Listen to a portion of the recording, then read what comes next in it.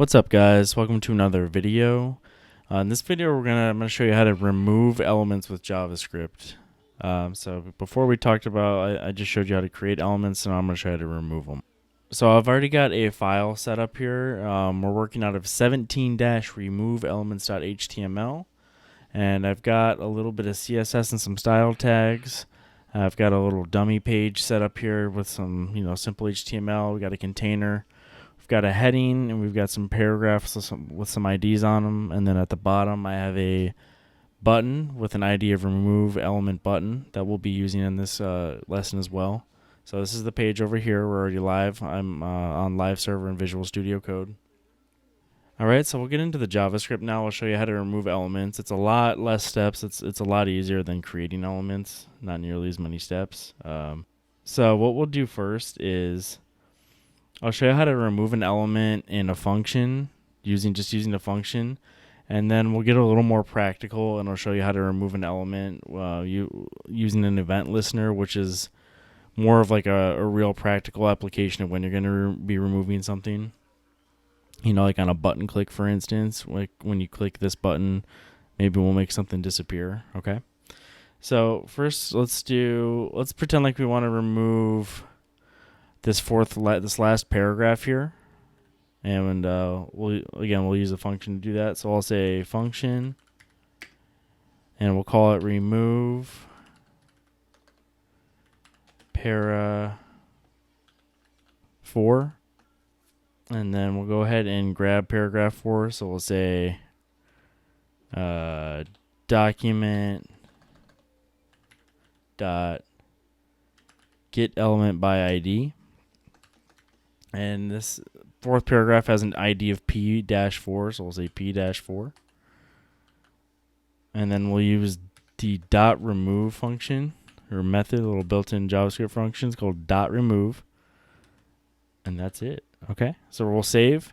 Nothing's happening yet because remember, with functions we have to actually call them. So let's go ahead and call it.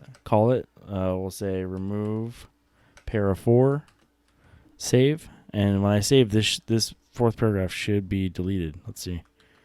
Boom, and it is. Okay, so it's really that simple, guys. Just using the dot remove method there. It's literally as easy as it is. Now, that's not like super practical. You're pretty much like never just gonna be building something and just call a function without using an event listener to make something happen. So I'll do a second example, and we'll use the button this time. We'll click the button and we'll get rid of something.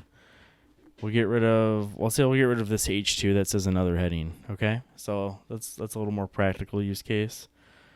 So let's just make a comment here and say remove H2 with event listener, just to make our code a little more organized. And let's go ahead and we'll grab our H2 and put it in a variable. So let's say const, and we're gonna grab our button and put that in a variable because this is what we're gonna use an event listener for. We haven't gone over event listeners, guys, but that's gonna be our next lesson. But just bear with me here. You'll get it without a formal lesson. You'll understand what's going on.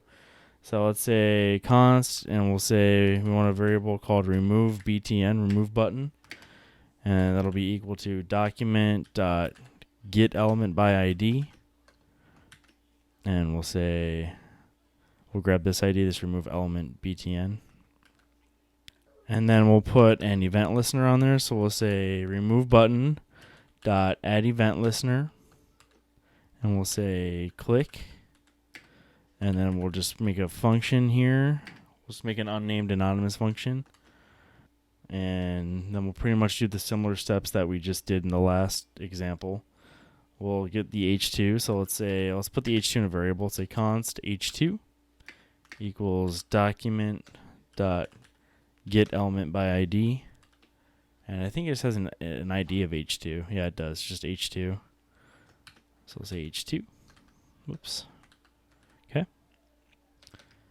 And then we'll say our H2 dot remove. Okay. So again, we use something called an event listener to listen for when we click on this button to remove the H2. So I've got a little typo here. Forget to put a comma. My fault. Save that. All right. And now let's go ahead and click this button and see if this another heading H2 disappears. Let's see. Boom. And it does. Okay. So that's a lot more practical use case. Again, we'll get into event listeners more in another couple of lessons here. But I just wanted to show you like more of a practical example of when you're going to be, how you're actually going to be using the remove element method. So yeah, you can just refresh the page if you're coding along with me, and if you want, you can try to remove something else on your own. Select one of these paragraphs, maybe the H1, and try to do what I did here. Okay, but that's going to be it for this video, guys. Thank you so much for watching, and I'll see you in the next one.